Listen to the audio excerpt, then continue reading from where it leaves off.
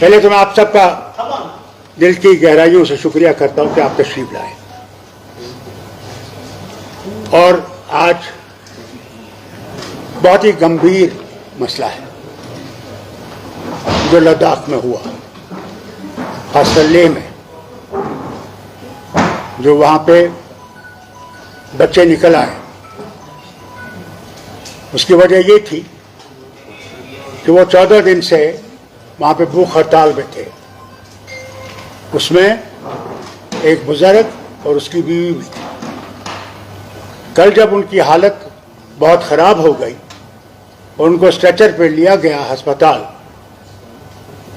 तो उन बच्चों के से रहा नहीं गया। 5 साल से वो वहाँ पे खामोशी से एहतजाज कर रहे हैं कि उन्हें 6th शेड्यूल और स्टेटहुड मिलना चाहिए। और उन्होंने, वांगचू उनके लीडर थे, ले से वो पैदल चले दिल्ली तक कि उनसे कहें कि इस चीज़ को देखें। उन्हें गांधीयन तरीका इस्तेमाल किया था, कोई आंदोलन नहीं किया था। मगर फिर इन बच्चों को ये लगा कि जो 5 साल इनने हमसे वादे किए थे कि हमें नौकरियां मिलेंगी, हम लोगों को यहाँ पे सुविधा मिलेगी और हम लोग आगे बढ़ सकेंगे, वो वादे सारे खोखले निकले। और उसका नतीजा ये हुआ कि आज उनसे रहा नहीं गया और वो बाहर निकल आए। और माफ़ी चाहता हूँ ये कहने को, उन्हें गांधी का रास्ता छोड़ के आंदोलन का रास्ता लिया, जिसमें कि उन्होंने बहुत सख्त कदम उठाए, जिसमें उन्हें बीजेपी का दफ्तर जला दिया, कई पुलिस की गाड़ियां जला दी, कई और दफ्तरों को उन्हें आग लगाने की कोशिश की और उसमें पुलिस को वहां से गोली चलानी पड़ी। अभी तक तो यह खबर है कि 4 लोग की मौत हुई है और कई सीरियस हैं, और कहते हैं करीबन 60 से 80 लोग अस्पताल में हैं, कई उनमें से काफ़ी सीरियस हैं। नतीजा इसलिए है क्योंकि जो वादे किए गए इनसे, हर बार इनसे कहा गया हम कुछ करेंगे, ये करेंगे, वो करेंगे, मगर कुछ नहीं किया। और मैं हुकूमत हिंदुस्तान से कहना चाहता हूँ कि बॉर्डर स्टेट है, चीन हमारे ऊपर बैठा हुआ है, वहाँ पे काफ़ी वहाँ की ज़मीन उनके कब्ज़े में है। वहाँ पे ऐसी चीज़ होना हमारे वतन के लिए ख़तरनाक है। मेहरबानी करके इसको सुलझाने की कोशिश कीजिए और बातचीत का रास्ता जल्दी से इख्तियार कीजिए। इंतज़ार न कीजिए कि फिर से इसमें चिंगारी लग जाए। मैं नहीं समझता हूँ इसमें कोई जमात है जो इसके पीछे है, क्योंकि आप ये कहेंगे कि ये बाहर से आ रहे हैं। मैंने पहले भी ये देखा है, जब भी यहाँ कुछ होता था कहते ये बाहर से आ रहा है। बाहर से नहीं है, ये वहाँ के लोगों की आवाज़ है, दिलों की आवाज़ है। वो अब ज़्यादा इंतज़ार नहीं करेंगे, उन्हें इससे सबक सीखना चाहिए। उन्हें ये भी याद रखना चाहिए, उन्हें कश्मीर से ये वादा किया था, जम्मू कश्मीर से, कि इलेक्शन हो जाएंगे, आपके डिलिमिटेशन हो जाएगा, उसके बाद आपको स्टेटहुड दिया जाएगा। आज 11 महीने हो गए, स्टेटहुड का कोई भी हमें सामने नहीं दिख रहा है, कोई मूवमेंट उसके पास नहीं है। उन्हें लद्दाख से सबक सीखना चाहिए। और मैं और मेरी जमात उन बच्चों के साथ हैं जिनकी जानें गई हैं, और हम उनके ख़ानदानों के साथ इस मुश्किल घड़ी में उनके साथ खड़े हैं और अल्लाह से दुआ करते हैं कि उनकी आत्मा को शांति मिले और उनके माँ बाप ये सदमा बर्दाश्त कर सकें। और जो अस्पताल में है, अल्लाह ताला उनको सेहतयाब करे कि वो फिर से अपने कामों में लग जाएं और घर पहुंचे। बहुत बहुत शुक्रिया आप कहने का। डॉक्टर साहब, ये 2019 के बाद ही इस तरह की आवाजें उठी जिसमें स्टेट और शेड्यूल की मांग की जा रही है, क्या आपको लगता है कि वो अपने आप को इनसिक्योर फील कर रहे हैं?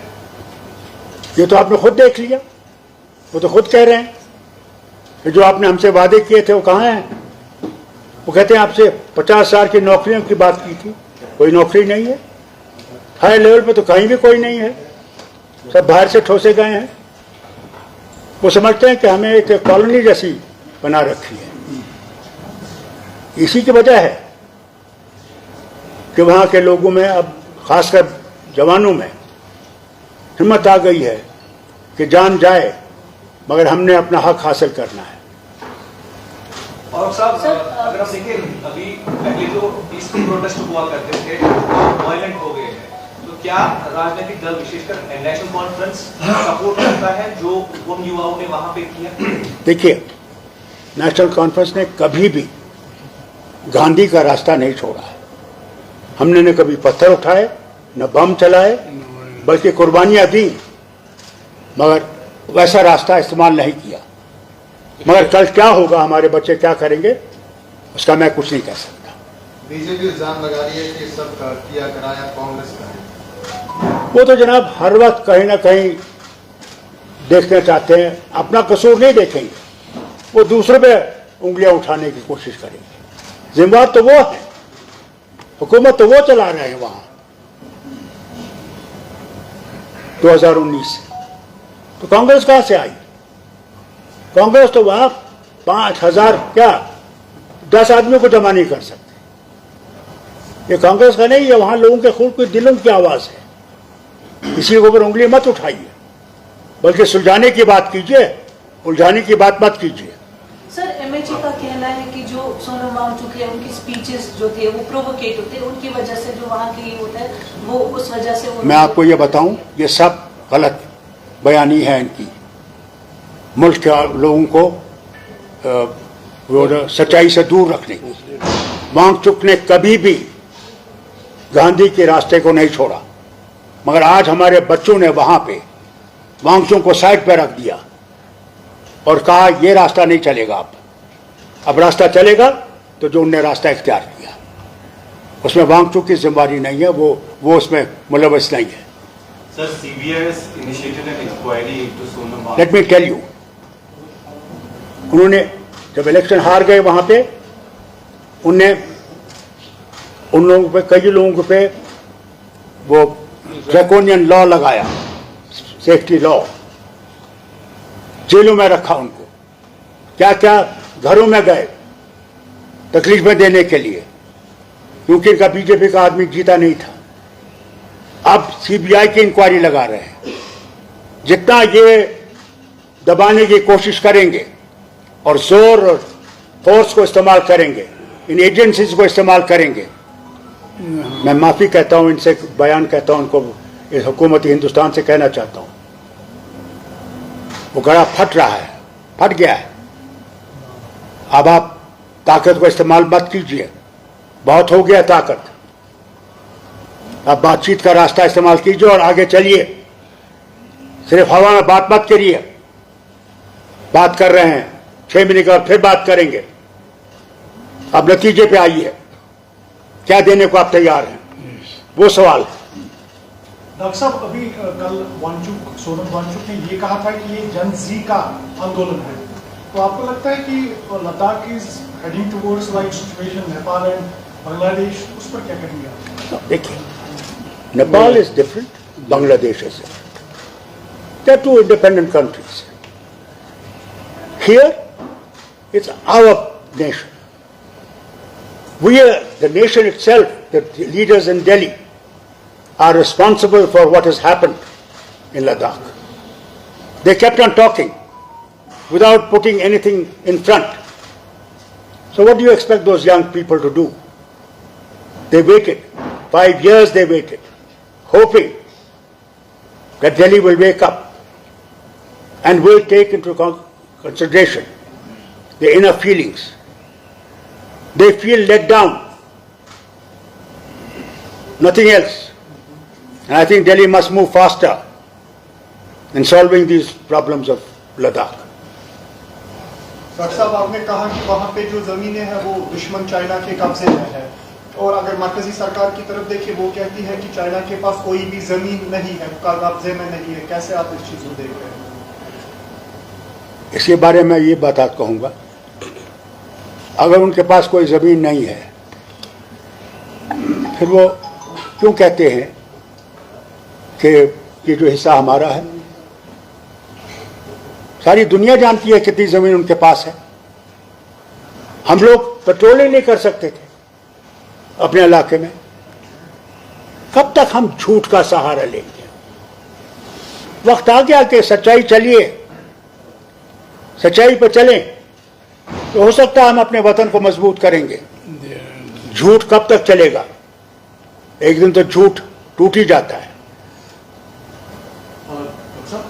शुक्रिया। अस्सलाम वालेकुम। सर, आपने कहा बॉर्डर स्टेट है, और अगर यहाँ से सेंटर जो है प्रॉपर्ली इस चीज को, इस प्रोटेस्ट को रिस्पॉन्ड नहीं करता, आपको नहीं लगता कि चाइना के लिए एक और मौका मिल जाएगा हमारी इन स्पेस में आने में? भैया, somebody will fill the gap and it's a very sensitive area, जबरदस्त सेंसिटिव एरिया है। लद्दाख जो है वो क्लेम करते हैं, वो मैकमोहन लाइन को नहीं मानते हैं जवाहरलाल नेहरू के वक्त से। वो कह रहे हैं मैकमोहन लाइन हमें मंजूर नहीं है। अभी प्रधानमंत्री गए थे चाइना, क्यों गए थे? कि इससे रिश्ता बेहतर बने, इस मुसीबत से हम निकलें। एक तरफ से अमेरिका हमारे पीछे पड़ा हुआ है, फिर रूसी तेल जो है जो हम खरीद रहे हैं। ट्रंप तो कह रहा था यूनाइटेड नेशन में कल कि it is India and China जो यूक्रेन वॉर को सपोर्ट कर रहे हैं, जबकि हिंदुस्तान ने यूक्रेन वॉर को कोई सपोर्ट नहीं किया है। डॉक्टर साहब, एक आखिरी सवाल है। जिस तरह से प्रॉमिसेस बिट्रेयल हो रही है 2019 के बाद, यहाँ पर प्रॉमिसेस किए गए थे कि स्टेटहुड मिल जाएगी आफ्टर डिलिमिटेशन इलेक्शंस, तो आपको लगता है कि 3 खितों में जो है हालात किसी तरह की अब बढ़ने जारी है, क्योंकि इस तरह के खदशात जो है वो जाहिर हो रहे हैं अब लद्दाख से? और आपको क्या लगता है कि अगर यहाँ पर स्टेटहुड नहीं मिलती है तो उसके बाद आप, क्योंकि सीनियर पॉलिटिशियन है, क्या एक्सपीरियंस के हिसाब से कहेंगे कि कश्मीर का होने जा रहा है? आप तो वो बात कर रहे हैं, उस सीढ़ी पे तो हम पहुंचे ही नहीं अभी।